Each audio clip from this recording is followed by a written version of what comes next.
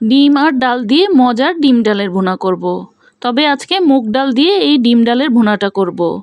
রুটি পরোটা বা ভাতের সাথে খেতে কিন্তু ভীষণ ভালো লাগে। তৈরি করার জন্য আমি প্রথমেই চুলায় একটি প্যান বসিয়ে দিয়েছি। এবার প্যানের মধ্যে দিয়ে দেব 1 কাপ মুগের ডাল। আমি 1 কাপ মুগের ডাল নিয়েছি, আপনারা আপনাদের পরিমাপ অনুযায়ী নিয়ে নেবেন। এবার ডালটাকে আমি একটু হালকা করে ভেজে নেব। চুলার আঁচটাকে মাঝারি হিটে রেখে এই ডালটাকে ভেজে নিতে হবে।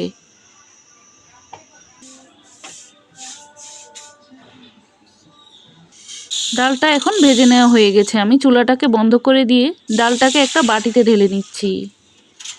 এবার পানি দিয়ে 10 মিনিট ডালটাকে ভিজিয়ে রাখবো। চুলায় একটি প্যান বসিয়ে তেল দিয়ে দিয়েছি। আমি এখানে 4টি ডিম সিদ্ধ করে নিয়েছি। ডিম সিদ্ধ সবাই করতে পারেন, এই জন্য দেখালাম না। সাথে দিয়ে দিয়েছি সামান্য হলুদের গুঁড়া আর সামান্য লবণ। এবার ডিমগুলোকে আমি হালকা করে ভেজে নেব।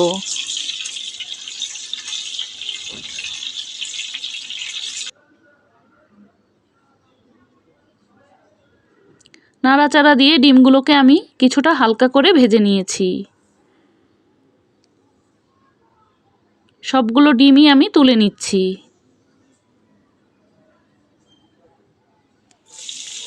ডিমগুলো তুলে নেওয়া হয়ে গেলে ওই একই তেলের মধ্যে আমি দিয়ে দেব 1 মুঠের মতো পেঁয়াজ কুচি,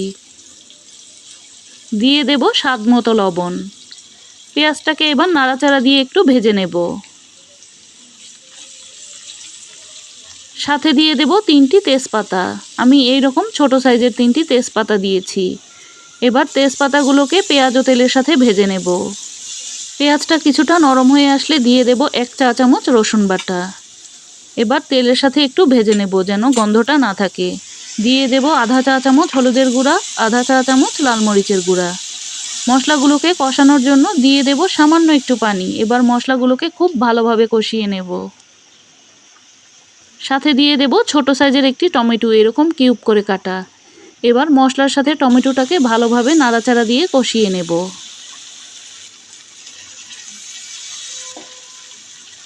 মশলাগুলো ভালোভাবে কষিয়ে নেওয়া হয়ে গেলে আমি এখানে ধুয়ে রাখা মুগ ডালটাকে দিয়ে দেব। চাইলে আপনারা মসুরের ডাল দিয়েও এই রান্নাটা করতে পারেন, তবে মুগের ডাল দিয়ে রান্নাটা করলেই কিন্তু খেতে ভালো লাগে। ডালটা কিছুক্ষণ ভেজে নেওয়ার পর আমি এখানে পানি দিয়ে দেব। আমি এখানে 4 কাপ পানি দিয়েছি, যাতে ডালটা খুব ভালোভাবে সিদ্ধ হয়ে রান্নাটা শেষ করতে পারি।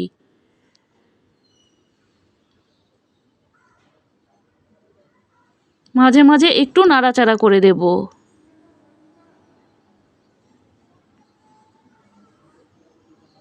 ডালটা কিছুটা সিদ্ধ হয়ে আসলে দিয়ে দেব আধা চা চামচ ভাজা জিরার গুঁড়া।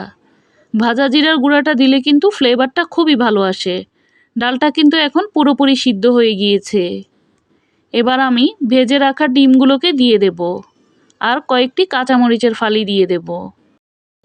ডালের মধ্যে ডিমটা দেওয়ার পর আমি বাগার দিয়ে দেব। এজন্য প্যানের মধ্যে সামান্য একটু তেলের মধ্যে আধা চা চামচ আস্ত জিরা দিয়েছি, 5টি শুকনো মরিচ, 1টি রসুন, আমি এখানে দেশি রসুনটা নিয়েছি, আর সামান্য একটু পেঁয়াজ কুচি। এবার একসাথে সবগুলোকে ভেজে নেব। যখন এই রকম কিছুটা লালচে কালার হয়ে আসবে তখন সামান্য একটু হলুদের গুঁড়া দিয়ে দেব। হলুদের গুঁড়াটা কিন্তু তেলের মধ্যে দিলে কালারটা খুবই সুন্দর আসবে। এবার বাগারটা দিয়ে দেব। কতটা সুন্দর হয়েছে দেখেই নিশ্চয়ই বুঝতে পারছেন। এখন নাড়াচাড়া দিয়ে আমি খুব ভালোভাবে মিশিয়ে নিচ্ছি। এবার উপর থেকে সামান্য একটু ধনিয়া পাতা কুচি ছড়িয়ে দেব। তারপর আমি চুলাটা বন্ধ করে দিয়েছি। এখন কিন্তু আমার মুগ ডাল দিয়ে ডিম রান্নাটা তৈরি। খেতেও কিন্তু ভীষণ মজার হয়। যারা এখনও এইভাবে খাননি তারা এই রেসিপিটি অবশ্যই ট্রাই করে দেখতে পারেন।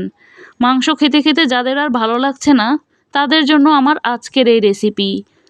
আবারও দেখা হবে নতুন কোনো রেসিপি নিয়ে।